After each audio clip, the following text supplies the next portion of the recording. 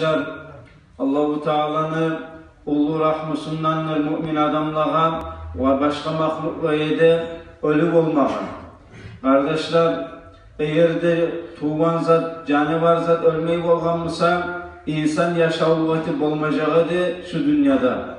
Niyet öylese alimler ayta, misal için alıp koyayım bir cebinle, şu cebin bir neçe gün üzerine bir cebinle ölmeyeli tursa, sağlay dünyanı bir az zamanlı içinde cebin basıp, ayak basma yer bulmaylı, yaşağı vakti olmaz çakı dünya buzularda belki. Olay bir cebin var, olay misalımıza kardeşler, neçese canavar var dünyanın içinde, biri de ölmeyi olgan musamında hiç yaşağı vakti olmasa da. Sonra kardeşler, ölüm rahmıdır mümin adamlar. Niyeti ulese, gerti dünyaya göçedir, özün süyyen, valileni, nabileni, peygamberlerini yarlarına göçedir o.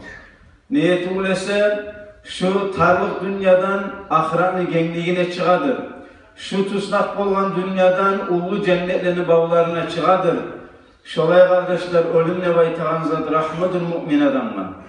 Ozakta ölü rahmı olup olmay, kafir adamlar özü bu erkin dünyadan tar kavurga giregen, bu süyyen kepte yaşayan, sürüyen ömürden barıp azapka giregen, Allah'ın açığına alına varagan, olay adam ozakta o rahmeti